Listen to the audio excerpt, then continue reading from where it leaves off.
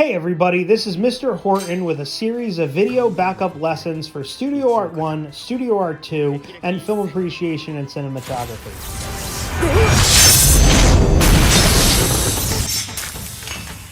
Verney Arts, Iona Prep. Okay, so I found this very stereotypical picture of an apple on the internet as my baseline to show you different styles that you could use in the shattered chunks of the picture.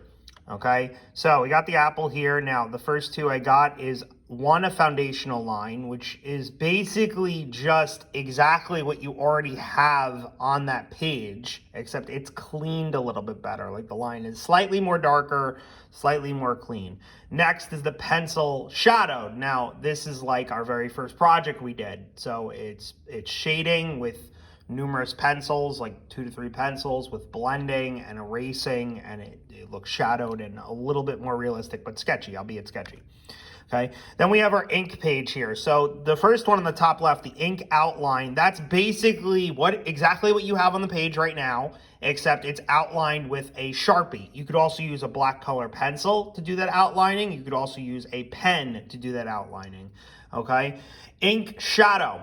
So same deal. This is just you take the shadows and you're blacking them in with ink, but I'm not toning it at all. It's just either shadow or not shadow. And again, this can be done with black color pencil, pen, or ink.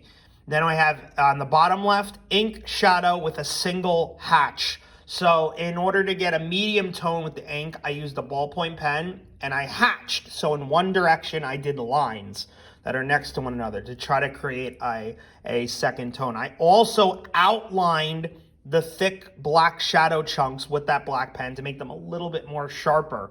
And again, same rules apply. You could do this whole thing with black color pencil. It doesn't have to be with any ink at all, but I used Sharpie and ballpoint pen ink. And then finally on the bottom right, and this is gonna probably be the one I use on one of my things in my picture, is going to be ink shadow with cross hatch. So that's double hatching. So that's hatch one way and then hatch another one. So it's just basically a leveled up version of the one I showed you on the bottom left with a little bit more texture.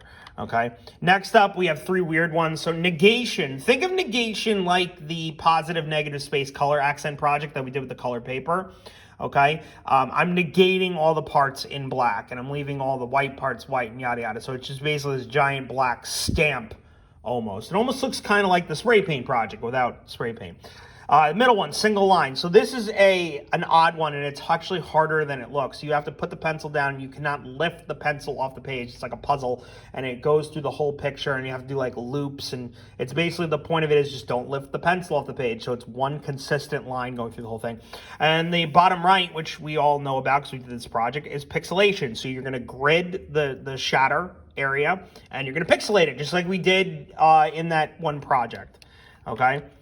Next up, we have our color ones. We have a full color one, which is just color it, okay? You could use color pencil, marker. You could use pretty much anything with color.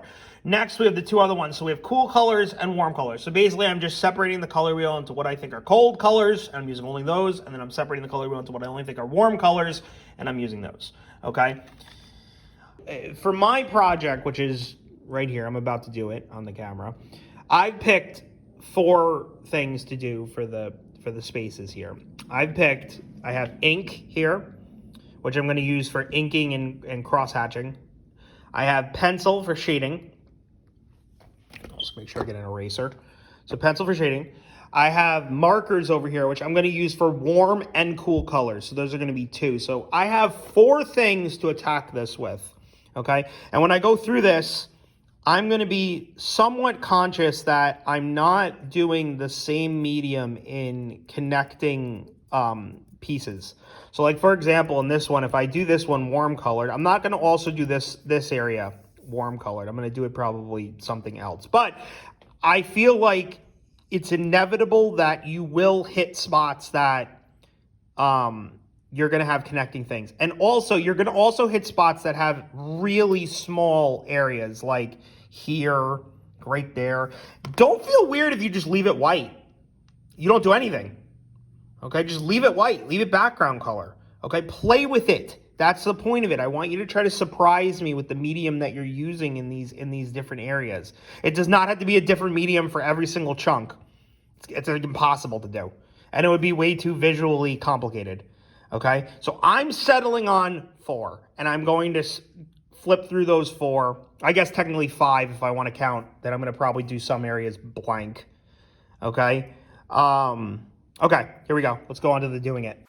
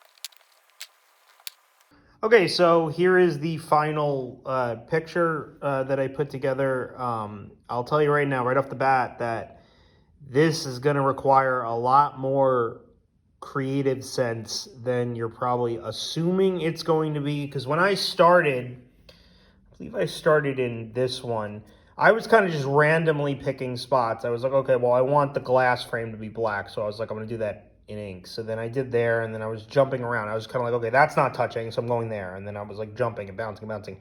Okay, so at first you're going to be doing it randomly, and then as you get to do a bunch of them, you're then going to start to realize, like, okay, I should probably shift. Then when you shift, you're going to start to then realize, okay, I'm running out of spots. So then you're going to try to make compromises about, like, okay, I'm going to do this one color, but this one, yada, yada. So for example, after I did my inked areas, okay, I then went to my warm colors. And then as I was doing those, I was quickly like, okay, I'm going to go to cool colors. But then I was realizing, like, oh, if I go to cool markers, it's going to be too similar texturally. So I actually went to cool color pencils, which is what gave me these different tones. Actually, way more detail there. And then finally, I went to shading in spots. I actually didn't have to leave any area blank, which was good. Okay, and you'll see stuff I did like negations. in the backgrounds. Those look really cool. I mean, yeah, you can have fun with this. The cool thing about doing the warm and cool colors is you could be so nonsensical with the coloring. It doesn't have to be anywhere close, because like I was doing like here I have like orange for my skin, but like down here I have yellow. So it's like you could play with it any way you kind of want to. I messed up in 2 spots. So you'll notice there's a line coming this way that just halts right here. And it's because when I was inking this, I stopped at the face, and then I inked over here, not realizing this was also the same area as this. So I just kind of made it, I erased the line, and I made it one spot, which worked. And then I also messed up here. You'll see there should be a line right here that's semi-erased. I mean, whatever. And I just kind of shaded in the whole area. I mean, that's gonna happen. Hopefully it doesn't happen too much on yours. If I were you guys, I would avoid doing the pixelation, because I feel like the pixelation might be a little bit too abstract with this, because it's already abstract. But I don't know, if you're dead set on doing an area with pixelation, I mean, do it. It could work. But like I said, this is my final one. I'm going to photograph this, upload this to Classroom. It counts as a project grade. Good luck. If you have any questions about the assignment, email me or refer to the project on Google Classroom. See you in class.